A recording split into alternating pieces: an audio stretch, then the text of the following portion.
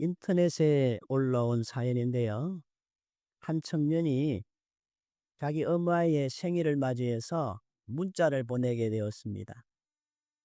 엄마가 그동안 베풀어 주신 은혜를 기억하면서 고맙습니다. 그런 문자들을 쭉 보내고 나중에 문득 우리 엄마에게 사랑한다는 고백을 한번 해야 되겠다.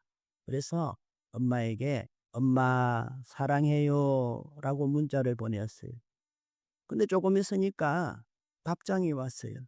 그 답장의 내용을 가만 보니까 나는 당신이 누구신지는 전혀 모르겠지만 오늘 내가 하루를 참 힘들게 보내었는데 당신이 보낸 이 문자가 내게 큰 위로가 되고 힘이 되었습니다.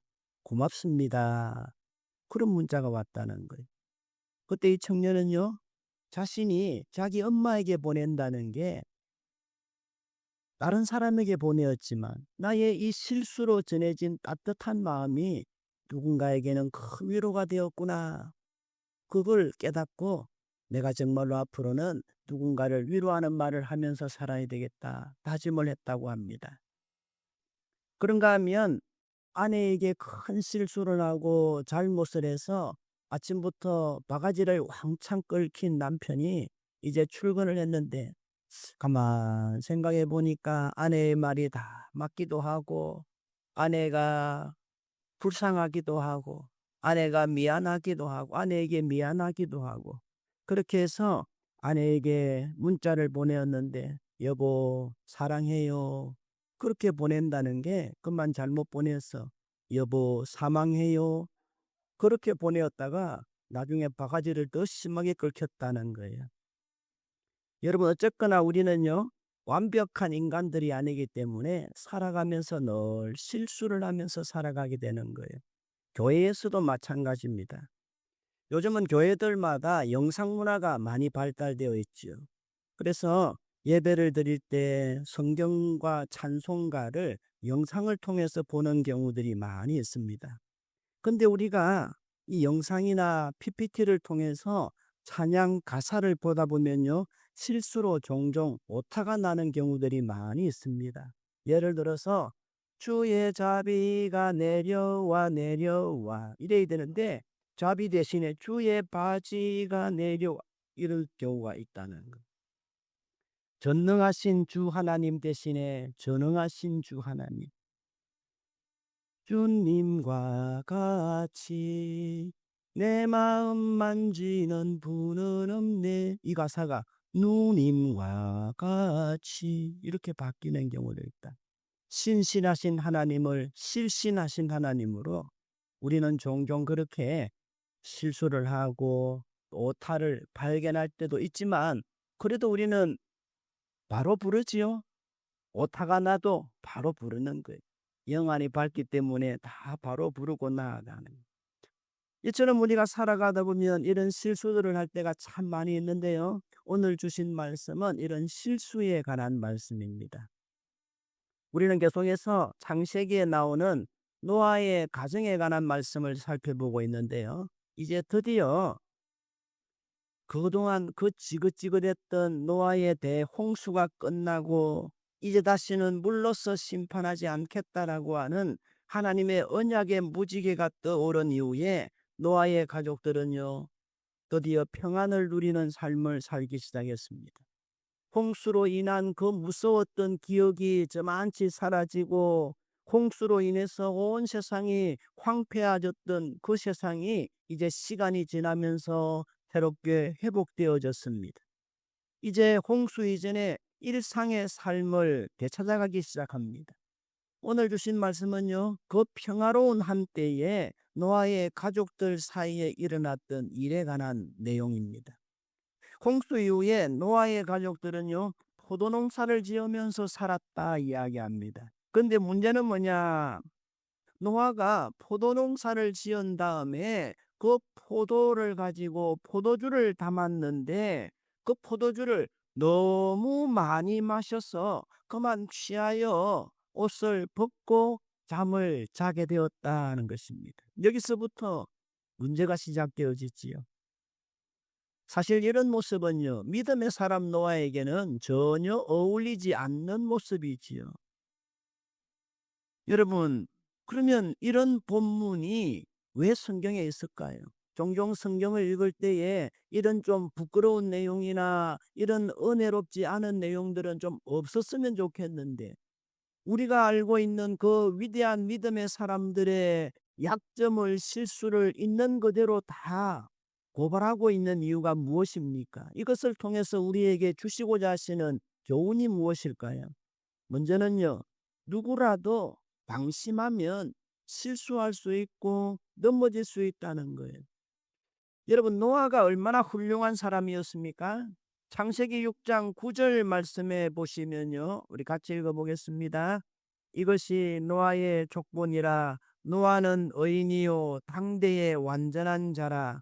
그는 하나님과 동행하였으며. 여기 한번 보십시오. 노아는요 의인이고 당세의 완전한 자고 하나님과 동행하는 자였더라. 굉장한 프로필 아닙니까? 노아는요, 홍수 심판이 예고되었던 그 타락한 시대에도 하나님 앞에서 믿음으로만 살아가려고 노력했고 의롭게 살아가려고 몸부림쳤던 사람입니다. 노아는 세상 사람들의 수많은 조롱 속에서도 하나님이 물로서 이 세상을 심판하신다, 그러니 너는 방주를 준비해서 그 심판을 예비해라는 그 약속의 말씀을 믿고 끝까지 그 말씀대로 순종해서 방주를 지었던 사람입니다. 온 세상이 멸망하는 그 속에서도 오직 노아와 노아의 가족들만 구원을 얻었던 대단한 믿음의 가문이었지요. 여러분, 이 얼마나 대단한 믿음의 사람입니까? 오늘날 우리 주변에 노아와 같은 사람을 찾아보려고 한다면 과연 몇 명이나 찾을 수 있겠습니까? 그런데 이런 노아마저도 실수하고 무너질 때가 있더라는 것입니다. 이 세상에 완전한 사람 없습니다. 완벽한 사람 없습니다. 누구나 다 실수할 수 있습니다. 그러기에 누구든지 나는 괜찮아, 나는 걱정하지 마, 나는 아무 문제 없을 거야, 나는 아니라고 말할 수 있는 사람 아무도 없다는 거예요. 그렇다고 이 말을 사람은 연약하니까 누구나 다 실수하니까 그런 인간의 약함을 우리의 잘못을 합리화하는 도구로 쓰자는 말씀은 아닙니다. 오히려 이러한 우리의 약점을 알기에, 우리의 연약함을 알기에 더욱더 매사에 조심하고 더 조심하는 마음을 가지고 살아가자는 겁니다. 때로는 기도와 말씀으로 우리를 따듬어서 우리 자신을 살펴봄으로써 우리의 실수를 줄여가기 위해서 노력해야 된다는 거예요. 두 번째는요, 누구든지 성공 이후에 더 조심해야 된다라고 하는 것을 오늘 본문이 가르쳐주고 있습니다. 노아는요, 홍수 심판으로 모든 사람들이 다 죽는 그런 죽음의 현장 가운데서도 유일하게 살아남은 사람입니다. 여러분, 이게 노아의 첫 번째 성공이지요. 두 번째는요, 노아가 포도농사를 지어서 많은 수확을 거두었습니다. 노아의 두 번째 성공이지요. 그런데 이렇듯 계속되어지는 성공에 과분한 거예요. 계속되어지는 성공이 그를 흥분시키는 겁니다. 계속되어지는 성공에 기분이 좋아진 노아는요, 포도주를 만들었는데, 포도주를 마셨는데 너무 많이 마시고 취해서 그만 장막에서 벌거벗고 잠을 잤다는 거예요. 처음에 포도주를 마실 때야 한두 잔쯤이야 그랬겠지요. 근데 한 잔이 두 잔이 되고 두 잔이 석 잔이 되고, 처음에는 내가 술을 마셨는데 나중에는 술을 먹고 그 다음에는 술이 나를 먹으니까 그냥 부끄러운 줄도 모르고 옷을 벗고 장막에 뻗어 있었던 거예요. 물론 노아도 자신이 그렇게 취할 줄은 몰랐을 것입니다. 그 당시에 히브리인들에게 포도주는 물이 좋지 않은 그런 광야 지역, 사막 지역이니까 음료수의 하나로 이렇게 먹었기 때문에 노아가 포도주를 먹었다 그 자체가 잘못된 것은 아니겠지요. 근데 문제는요, 너무 과음했고 취했다는 게 문제라는 거예요. 과유불급이라는 말이 있습니다. 아무리 좋은 것도 지나치면 좋지 않다는 거예요. 지나치면 꼭 탈이 나게 마련이 난 거예요. 그래서 과식이 문제고 과로가 문제고 과속이 문제고 과욕이 문제고 과적이 문제고 과용이 문제고, 어디든지 한자로 지나칠 과자가 들어가면요 늘 문제가 생기게 마련인 것입니다. 노아는 평안한 가운데 술을 너무 많이 마신 후에 취하여서 실수를 저지른 거예요. 그러고 보면요 우리의 삶이 평안하다고 해서 다 좋은 것만은 아닌 것 같습니다. 여러분 노아를 보세요. 이전에 하나님이 세상을 홍수로 심판하기 전에 주변 사람들이 범죄하고 타락하고 주변에 온갖 죄의 문화가 난무하고 서로 싸우고 다투고 욕하고 하나님을 대적하던 그 악한 시대에는요 노아가 어떻게 했나요? 오직 하나님만을 바라보고 믿음으로 살아가려고 영적으로 긴장하며 살았습니다. 그런데 홍수 이후에 세상이 얼마나 조용해졌습니까? 누가 뭐라고 할 사람도 없고 죄 짓는 사람의 모습도 보이질 않습니다. 오직 노아와 노아의 가족밖에 없는 거예요. 그러니 영적으로 얼마나 긴장이 풀렸겠습니까? 방심했겠습니까? 근데 바로 그때 문제가 생긴 거예요. 우리도 마찬가지입니다. 언제 우리가 방심하고 언제 우리의 마음이 높아지고 교만해지게 되느냐? 여러분 우리 삶이 힘들 때가 아닙니다. 오히려 우리 삶이 힘들 때는요 하나님 앞에 더 간절히 매달립니다. 기도합니다. 예배합니다. 눈물 펑펑 솟습니다. 그때는 힘들어서 하나님을 찾고 답답해서 하나님을 붙들 수밖에 없습니다. 그러다가 좀 살만해지면, 그러다가 내가 하는 일이, 남편 하는 일이 좀 잘 풀리기 시작하면, 그러다가 내 자녀들이 어느 정도 자리를 잡기 시작하면 그때부터 영적인 긴장감이 사라집니다. 간절함이 사라집니다. 기도의 소리가 줄어듭니다. 예배하는 자리에서 멀어집니다. 그때부터 내가 난데라고 하는 내 속에 숨어있던 교만의 마음이 불쑥불쑥 올라오기 시작하는 것입니다. 그때 많은 사람들이 넘어지는 거예요. 베드로전서 5장 8절 말씀해 보시면요 같이 읽겠습니다. 근신하라 깨어라 너희 대적 마귀가 우는 사자같이 두루 다니며 삼킬 자를 찾나니. 그렇습니다. 이제 좀 살만하다 방심하는 그 순간 누구를 삼킬까 두루 다니면서 귀에만 엿보고 있던 마귀가, 사탄이 우리를 덥석 무는 것입니다. 사탄의 먹이가 되고 마는 것입니다. 그러기에 우리는 늘 성공 이후에 더 조심하고 평안할 때, 잘 나갈 때 더 조심해야 되는 거예요.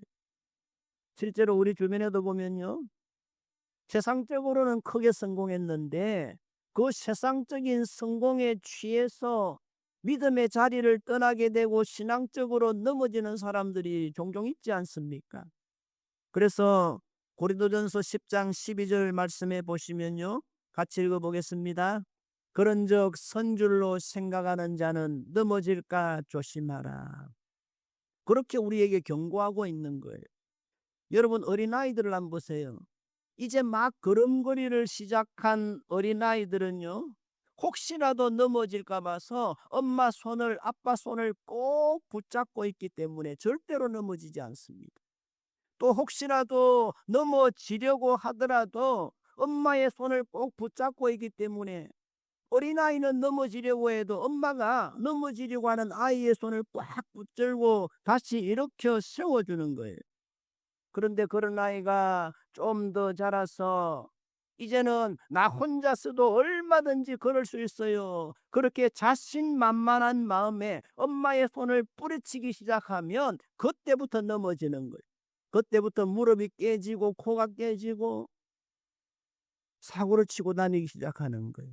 영적으로 마찬가지입니다.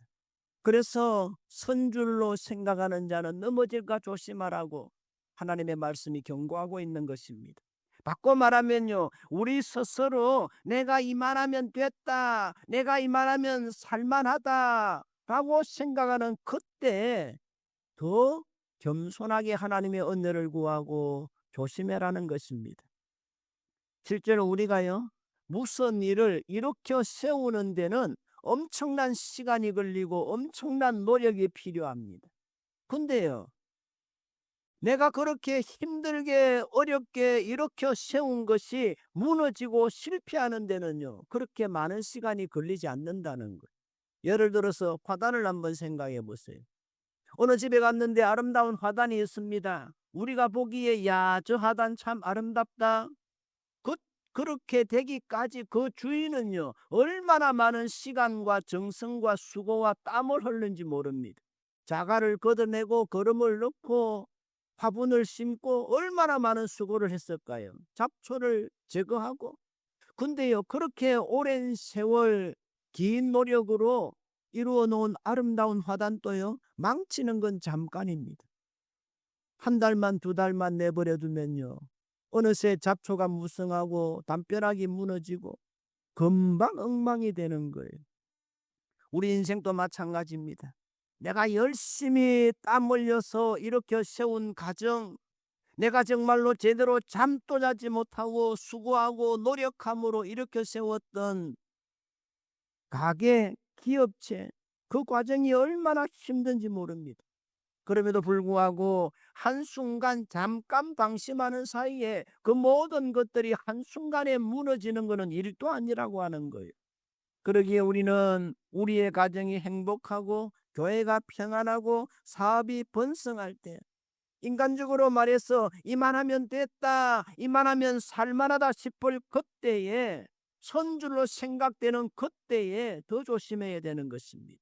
노아를 보세요.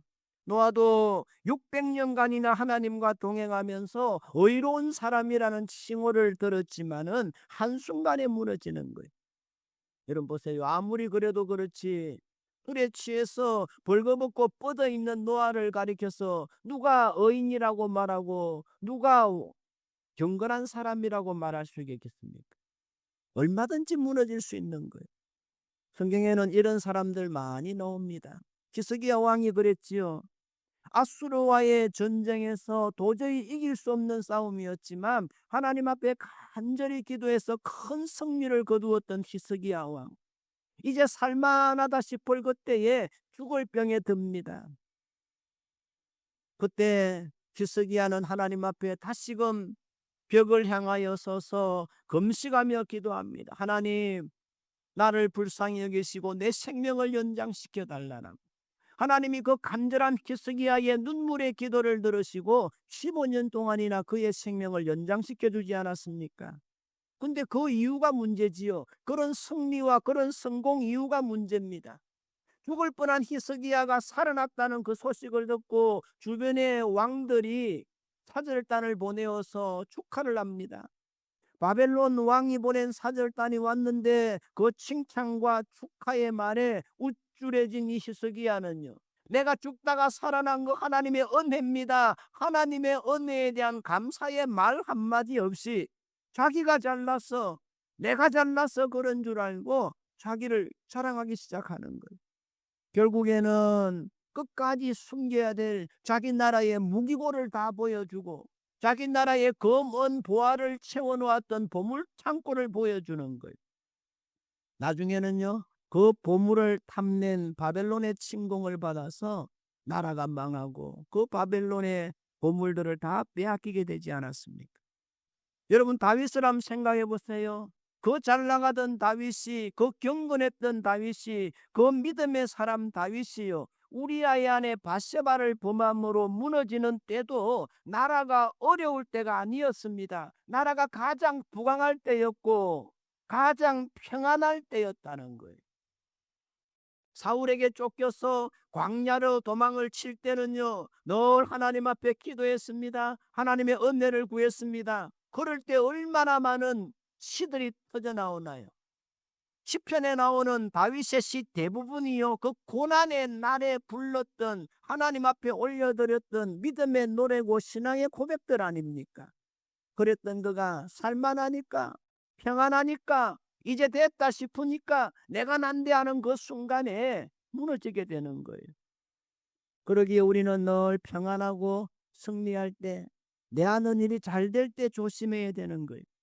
근데 더 큰 문제는 뭐냐? 이런 아버지의 실수를 보았던 목격한 노아 아들들의 반응입니다. 함이라고 한 아들을 보면요, 이 아버지의 실수와 잘못을 보았을 때 그 잘못을 덮고 가리는 대신에 오히려 조롱하고 남들에게 떠벌렸다라고 하는 거예요. 22절 말씀에 보시면요, 가나안의 아버지 함이 그의 아비의 하처를 보고 밖으로 나가서 다른 형제들에게 알렸다는 것입니다. 물론 함이 그 아버지의 실수를 보려고 본 건 아닐 거예요. 우연히 봤을 수도 있을 것입니다. 그러나 중요한 것은 그 아버지의 실수를 어떻게 보게 되었느냐가 아니라 아버지의 실수를 본 이후에 어떻게 반응했냐가 더 중요한 거예요. 근데 가나안의 아비 함은요, 아버지의 하처를 보고 밖으로 나가서 형제들에게 의도적으로 까발렸다는 거예요. 만일 진정으로 함이 아버지를 사랑하고 걱정했더라면요, 아버지의 벗은 몸을 이불로 덮어 주기만 했으면 됐습니다. 근데 함에게는요, 그런 마음이 전혀 없었던 거예요.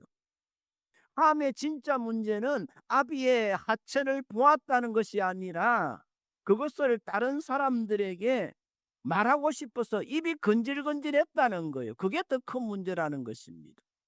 보았으면 덮으면 될 것 아닙니까?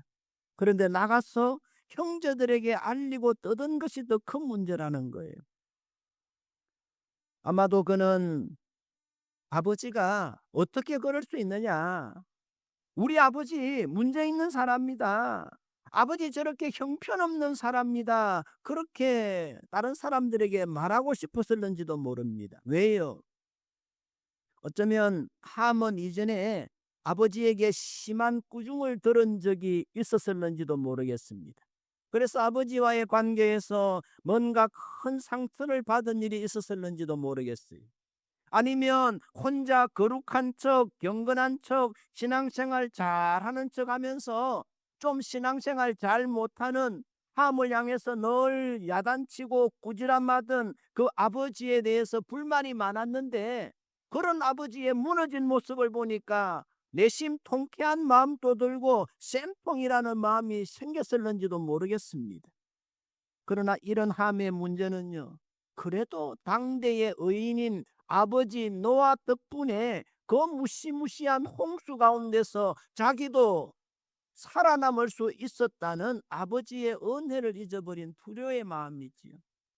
더 나아가서 자기 자신은 얼마든지 실수하지 않는 사람이다, 그것에 대한 고백이 없는 거지요. 여러분, 우리도 살아가다 보면 얼마든지 실수할 수 있는 연약한 인간이고, 우리와 마찬가지로 우리 부모님도 얼마든지 실수할 수 있는 연약한 사람이라고 하는 것을 인정하지 않았던 거예요. 더군다나 노아는 남이 아니라 자기 아버지 아닙니까? 그럼에도 불구하고 함은요, 그런 아버지를 향한 공경의 마음도 존경의 마음도 없었습니다. 이 일 때문에 함은요, 결국 아버지의 저주를 받게 되어지는데요, 어쩌면 함의 입장의 모습 보면 이 일은 참으로 억울할 수도 있을 것입니다. 왜요? 자기 눈으로 본 사실을 있는 그대로 말한 죄밖에 없지 않아요. 그럼에도 불구하고 그는 벌을 받았습니다. 왜 그랬을까요? 물론 노아가 잘했다는 것은 아닙니다. 그러나 가만히 생각해 보면요, 노아의 실수는 노아 개인적인 거예요. 그러기에 자기 스스로 하나님 앞에서 해결해 나가면 될 문제입니다. 근데 더 큰 문제는 뭐냐? 함은요, 이런 아버지의 개인적인 실수를 형제들에게 떠벌림으로써 온 가정의 문제로 만들었고 온 공동체의 문제가 되게 만들었다. 그냥 자기만 못 본 채 덮었더라면 그냥 지나갈 일을 자기가 떠들므로써 이제는 집안의 형제들도 알게 되어지고 며느리들도 알게 되어지고 손주들도 다 알게 되어졌다는 거예요.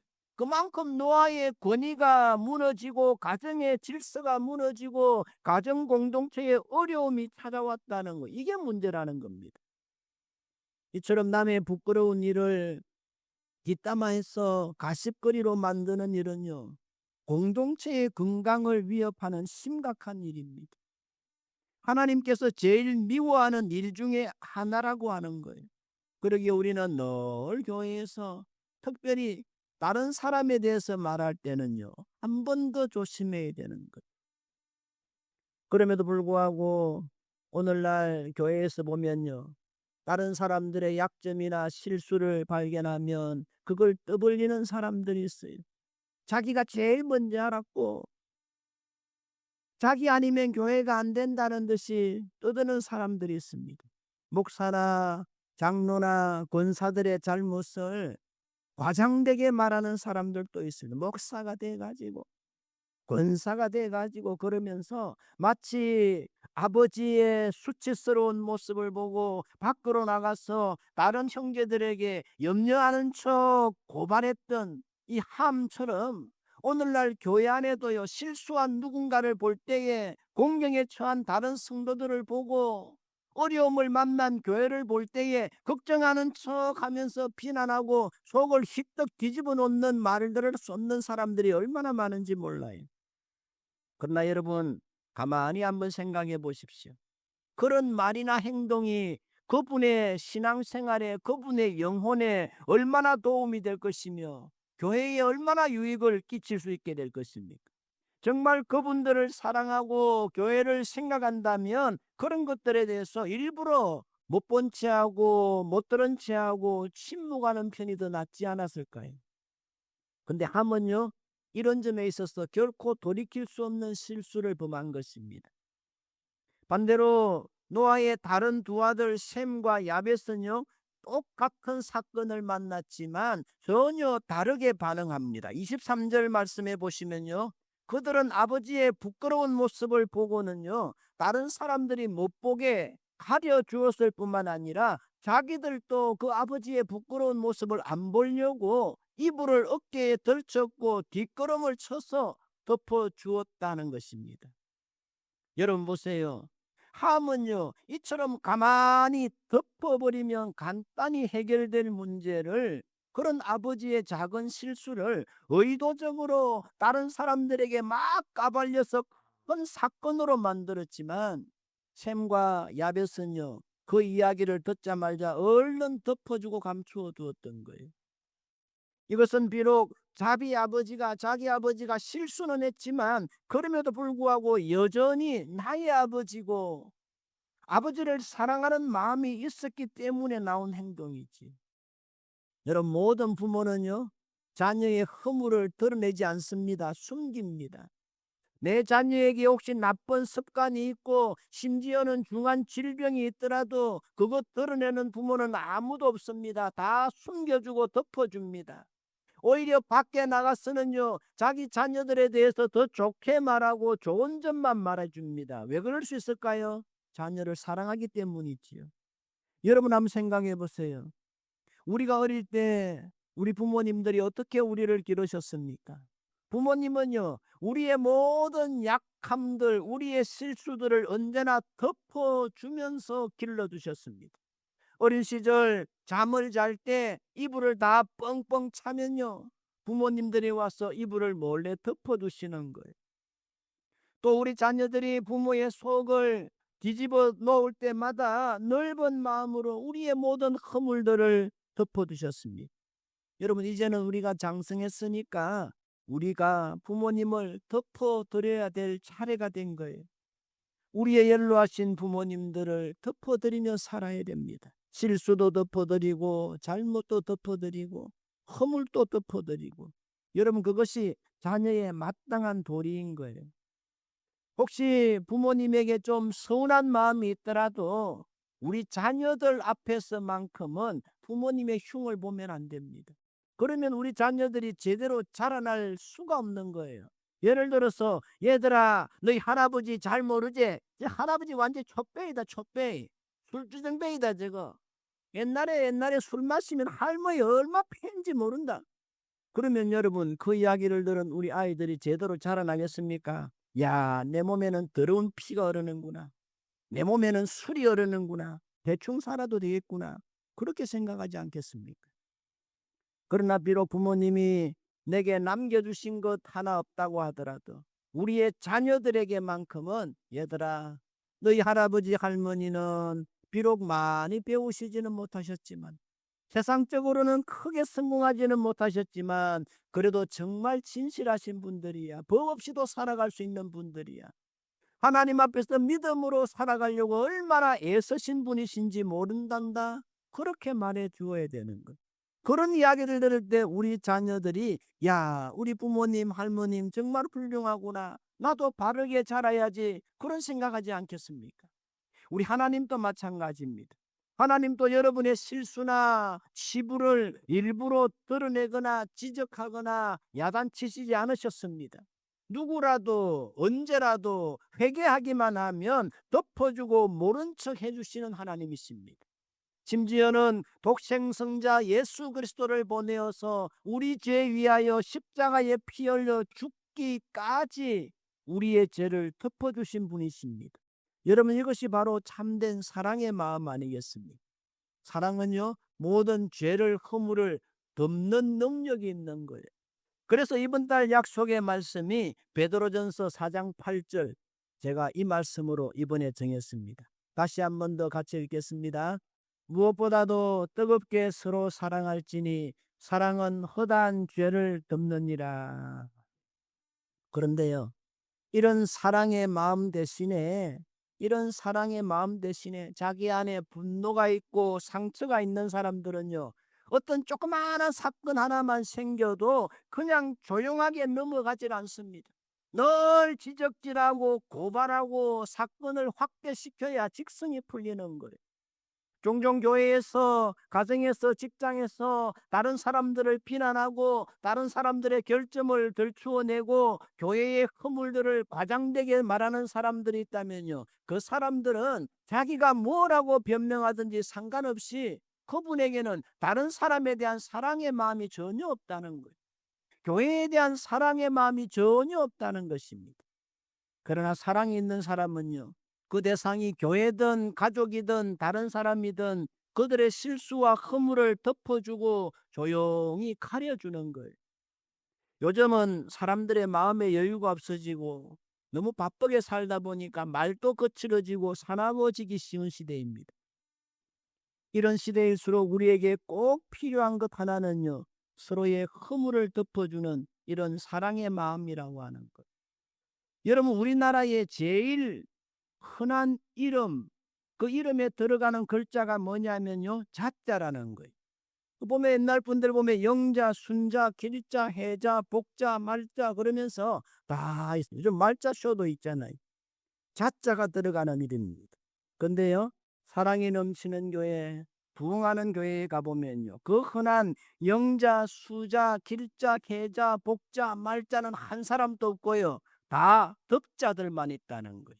그래서 김덕자, 박덕자 권사님, 이덕자, 최덕자 집사님, 그런 분들만 있는, 이런 덕자의 자자들이 많은 교회야말로 좋은 교회, 부흥하는 교회가 되는 거예요. 저는 우리 참빛 교회가 그런 교회가 되어서 하나님이 더 기뻐하시는 교회, 성도들이 더 행복해하는 교회가 되기를 우리 주님의 이름으로 축복합니다. 여러분, 이렇듯 아버지의 허물을 떠벌렸던 함과 아버지의 허물을 조용히 가려주었던 셈과 야벳의 그 이후의 삶을 한번 보세요. 그 결과는요, 엄청난 차이가 있는 거예요. 아버지의 실수를 가리고 다른 사람의 실수와 허물을 가렸던 셈과 야벳 두 아들은요, 하나님의 큰 복을 받습니다.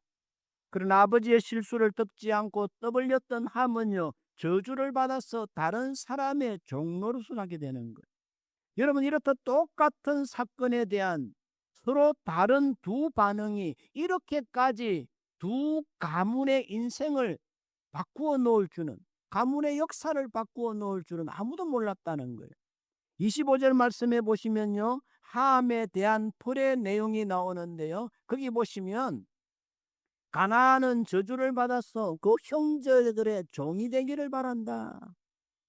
이 구절에서부터 생긴 오해가 하나 있는데요, 그게 뭐냐, 어떤 분들이 그랬어요. 셈은 황인종의 조상이고 야벳은 백인종의 조상이고 함은 흑인들의 조상이다. 그래서 셈의 후손인 황인들은 영적인 축복을 받아서 모든 종교들이 다 동양권에서 생겨났거든요. 그래서 모든 종교들이 동양에서 생겨났고, 야벳의 자손 백인들은 번성의 복을 받아서 기술 문화가 발달해서 선진국이 되었고, 함의 후손인 흑인들은 저주를 받아서 못 살게 되었다, 그렇게 주장합니다. 근데 이것은요, 성경적으로는 근거가 없는 주장인 거예요. 다만 이런 주장은 과거에 백인들이 아프리카의 흑인들을 노예로 삼는 것에 대해서 정당성을 부여하기 위해서 꾸며낸 주장이다. 그게 신학자들의 정설입니다. 그럼에도 불구하고 한 가지 분명한 사실은 뭔가요? 설사 그런 주장이 잘못되었다고 하더라도 함의 후손이 하나님의 은혜의 자리로부터 더 멀어진 것은 사실이라는 거예요. 그리고 또 한 가지 기억할 것은요, 함에게만 이런 저주가 내린 것이 아니라 그 아들 가나안에게도 저주가 내렸다는 거예요. 여러분 한번 생각해 보세요. 왜 함이 잘못했는데 그 아들 가나안에게까지 저주가 내렸느냐는 거예요. 많은 해석들이 있는데 그중에서 가장 설득력 있는 해석 두 가지를 소개하면요, 먼저는 노아의 벗은 몸을 함이 먼저 본 것이 아니라 함의 아들 가나안이 먼저 보고 자기 아버지 함에게 이야기했는데 그 결과 이런 사달이 났다는 거예요. 그러니까 가나안이 자기 아버지 함과 함께 할아버지 노아의 실수를 조롱했다는 거예요. 그리고 또 한 가지 해석은요, 부모의 입장에서 보면 그렇잖아요. 내가 당하는 괴로움보다 자녀들이 당하는 괴로움이 훨씬 더 고통스럽습니다. 내가 당하는 고통보다 자녀들이 고통당할 때 10배, 100배 더 가슴 아픈 게 부모의 마음 아니겠습니까? 그것도요, 자기의 잘못 때문에 자기 자녀가 벌을 받는다 생각하면요, 세상에 그보다 더 끔찍한 벌은 없겠지요. 지금 함에게 바로 그런 벌이 내리고 있다는 거예요. 이 두려운 사실 앞에서 부모된 우리는 우리의 남은 날들을 어떻게 살아가야 되겠습니까? 여러분들은 여러분의 자녀들이 복되고 아름다운 삶을 살아가기를 원하십니까? 그렇다면 지금 여러분 주변에 있는 다른 사람들의 실수에 대해서, 여러분들이 듣게 되거나 우연찮게 목격하게 된 다른 사람들의 실수에 대해서 좀 더 관대해지십시오. 그들을 너무나 쉽게 비판하거나 판단하기보다는 오히려 안타까운 마음으로 그들을 위해서 함께 기도해 주십시오. 그럴 때 여러분의 자녀들이 함의 자녀들처럼 다른 사람들에게 머리를 숙이고 수모를 당하는 부끄러운 인생이 아니라 셈과 야벳의 자녀들처럼 하나님의 복을 받는 자녀들로 살아가게 되어질 줄로 믿습니다. 이제 말씀을 맺습니다. 사랑하는 성도 여러분, 우리도 살아가다 보면 언제라도 실수하고 넘어질지는 아무도 모릅니다. 그러기에 언제나 성공했을 때, 안정적일 때, 잘 나갈 때 하나님 앞에 더 감사하고 더 조심하며 살아갈 수 있기를 바랍니다. 또 다른 사람들의 단점이나 실수를 볼 때에 함처럼 떠벌리는 인생이 아니라 교회 안에서 어려움을 봤을 때에 그걸 떠벌려서 사건으로 만드는 인생이 아니라 다른 성도들이나 지도자들의 단점을 덜추어내는 것 좋아하는 사람들 아니라 오히려 그것을 덮어주고 가려주려고 애를 쓰는 그런 성도들이 되시기를 바랍니다. 그래서 셈과 야벳처럼 하나님의 복을 받으며 살아가는 우리 모든 성도님 다 되어주시기를 우리 주님의 이름으로 축복합니다. 아멘.